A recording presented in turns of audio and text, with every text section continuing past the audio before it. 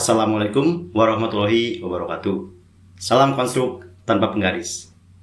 Hari ini, di hari yang berbahagia ini, saya, Yus Kusnadi Juhara dari Prodi Desain Interior Tunas akan membawakan tema tentang bagaimana cara membuat elips dalam ortogonal atau dalam aksonometri.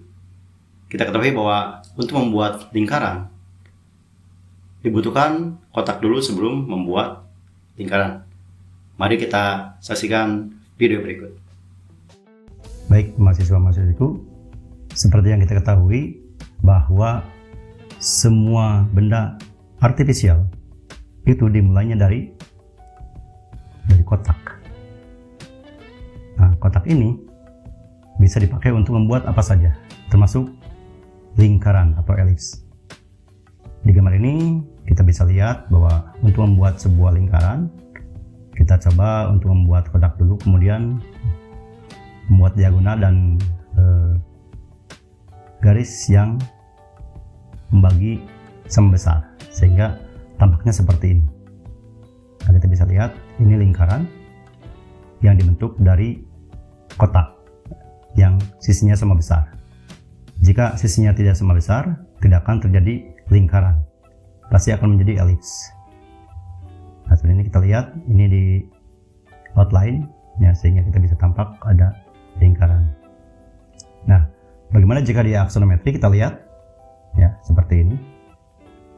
Jadi semuanya sama prinsipnya ya. Bikin garis-garis luar dulu, kemudian garis diagonal dan garis dibagi dua sama besar sehingga membentuk seperti ini. Nah, bagaimana kalau di perspektif? Nah, seperti ini. Ya. Jadi semakin panjang ya lingkarannya itu semakin seperti jajar-jajar. Kita bisa lihat aplikasinya. Ya, ini untuk di tampak ortogonal, ini aksonometri, dan ini di perspektif seperti itu. Ya. Kita lanjutkan bagaimana membuat elips dalam aksonometri. Pertama-tama yang kita lakukan adalah membuat garis alas. Kemudian dari garis itu kita buat garis tegak lurus dengan alas untuk memandu membuat garis-garis aksonometri yang sejajar. Baik, kita lanjutkan. Nah, ini ya. Kita lihat ada lingkaran ya. Lingkarannya itu bertitik pusat pada pertemuan antara garis lurus dengan garis yang tegak lurus. Nah, dari garis yang tegak lurus itu ada garis yang bersinggungan, itu dijadikan untuk sebagai titik pusat lingkaran kedua. Dari lingkaran dua ini ada dua titik yang bersinggungan. Disitulah kita bisa membuat garis untuk pemandu membuat aksonometri. Kita lanjutkan. Tarik tegak lurus dari semuanya. Kemudian kita buat garis-garis sejajar untuk membuat alasnya. Dilanjutkan dengan garis-garis yang membentuk sehingga membentuk kubus dalam aksonometri. Nah, bagaimana membuat elips dalam kubus ini? Kita lanjutkan. Kita buat garis yang sejajar ya dengan garis alas atau garis horizon ya. Nah, kita lihat lagi. Kita buat garis yang membagi kedua belah dari alas ini sehingga membentuk seperti ini. Ya, kita lanjutkan lagi. Kita lihat lagi. Ya, kita buat ini, kemudian buat elips di situ. Ya. Elips, kemudian kita tarik garis-garis rusuknya yang bersinggungan dengan titik tengahnya ya. Sehingga membentuk atau mencapai garis yang di atasnya dan bersinggungan, sehingga kita bisa bikin lagi untuk memandu garis singgung untuk garis-garis elipsnya, sehingga kita bisa bikin seperti ini. Nah, kemudian kita bisa bikin sebuah tabung di situ. Kita lihat akhirnya seperti ini. Sehingga elips yang dibuat di aksonometri ini bisa membuat sebuah tabung. Tabung ini kalau kita lihat lingkaran, kalau di aksonometri ini berbentuk elips seperti ini. Ya, kita lihat ada outline-nya. Bagian yang tidak terkena atau bukan outline ada di bawah titik-titik. Demikian seperti itu membuatnya. Ya. Nah, kita lihat seperti ini jika tidak ada garis konstruksinya.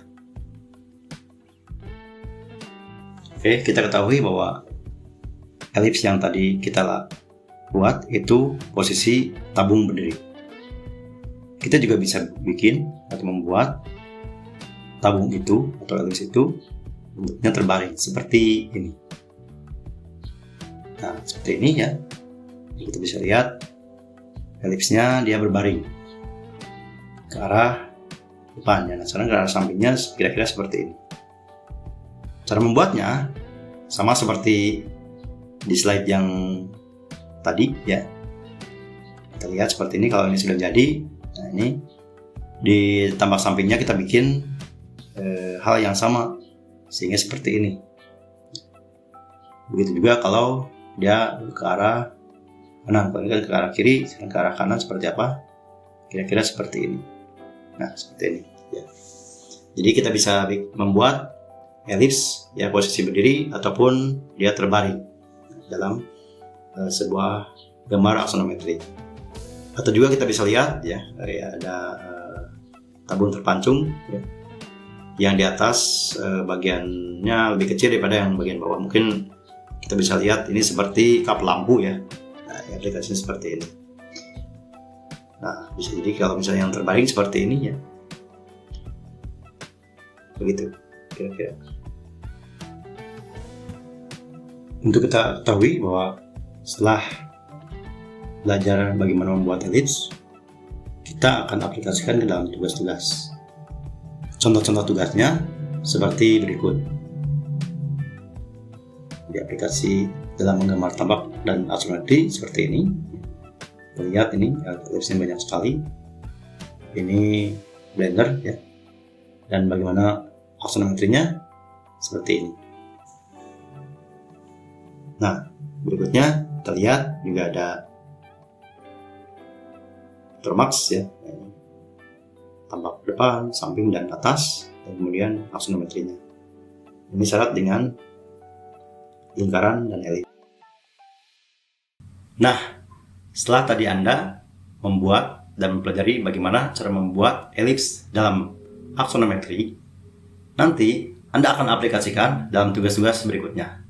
Sampai jumpa di pertemuan dan di video selanjutnya. Terima kasih.